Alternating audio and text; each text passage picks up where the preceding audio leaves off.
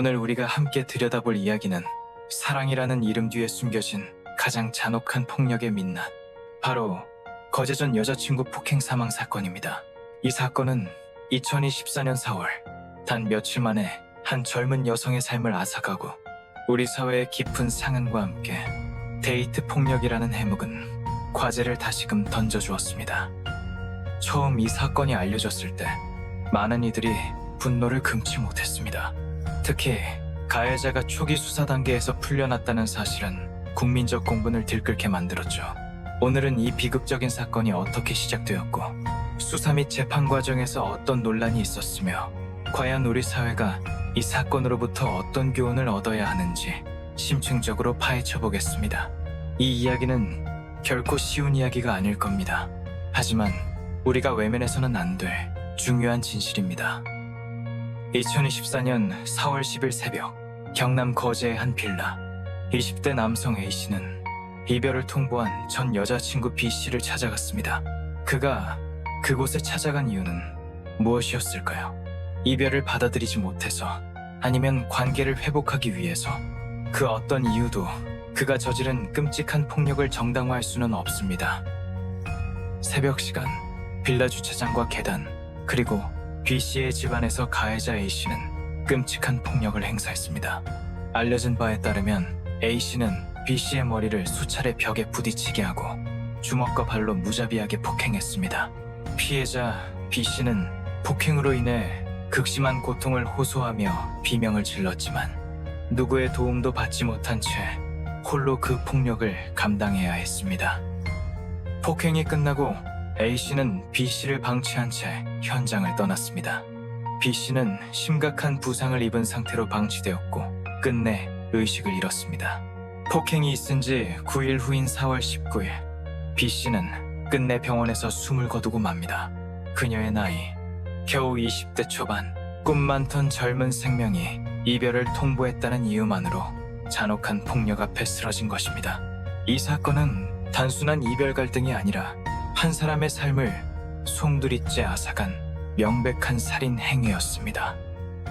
사건은 발생했지만 그 뒤의 수사 과정은 국민들을 경악하게 만들었습니다.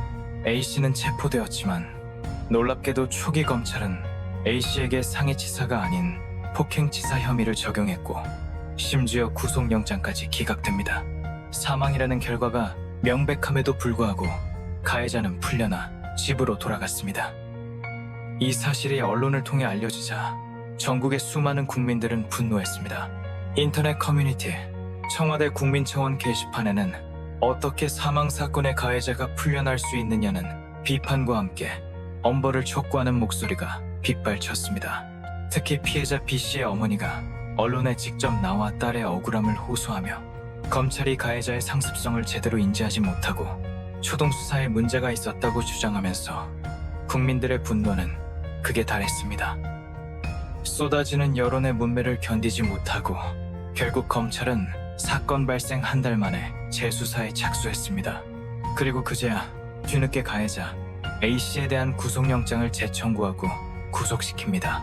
하지만 이미 피해자는 세상을 떠났고 가해자는 한 달 가까이 자유로운 몸이었다는 사실은 지울 수 없는 오점으로 남았습니다. 이 사건은 단순한 사법 처리의 문제를 넘어 우리 사법 시스템이 데이트 폭력이라는 특수한 범죄를 얼마나 안일하게 인식하고 있었는지를 여실히 보여주는 사례가 되었습니다.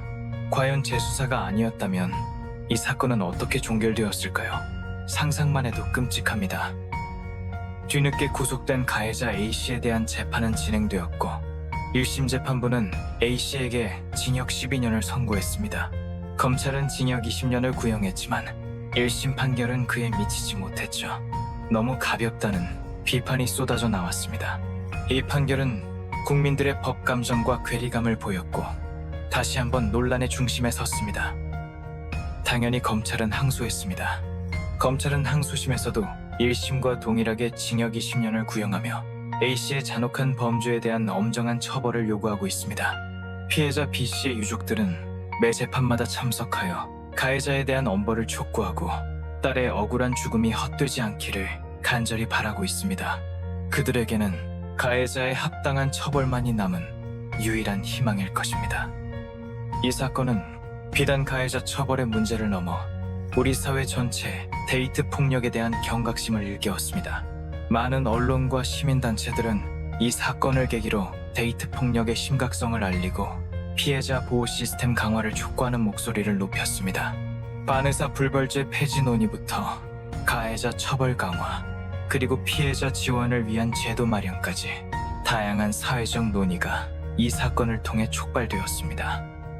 또한 이 사건은 스토킹 범죄와의 연관성도 다시 한번 조명했습니다. 이별 통보 후에도 집착하며 폭력을 행사하는 패턴은 스토킹 범죄로 이어질 수 있다는 경고 등이었습니다.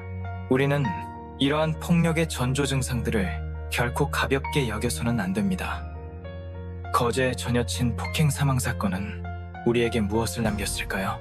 저는 이 사건이 데이트 폭력은 결코 개인적인 문제가 아니며 사회 전체가 나서서 해결해야 할 심각한 범죄라는 것을 분명히 보여주었다고 생각합니다. 무엇보다 중요한 것은 피해자들이 두려움 없이 자신의 목소리를 낼 수 있는 사회적 분위기를 만드는 것입니다. 피해자를 비난하거나 책임을 전가하는 태도는 또 다른 폭력입니다. 현재 가해자 A씨에 대한 항소심 재판이 진행 중이며 우리는 마지막까지 이 사건의 귀추를 주목해야 합니다.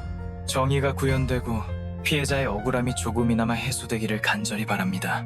그리고 이 비극이 다시는 반복되지 않도록 우리 모두가 함께 노력해야 할 것입니다. 사랑이라는 이름으로 포장된 모든 폭력에 맞서 싸우는 것, 그것이 바로 우리가 이 비극으로부터 얻어야 할 가장 중요한 교훈입니다. 오늘 영상이 여러분에게 작은 울림이 되었기를 바라며 밤의 미스터리는 다음에도 더 깊이 있는 이야기로 돌아오겠습니다. 구독과 좋아요, 알림 설정은 저에게 큰 힘이 됩니다. 감사합니다.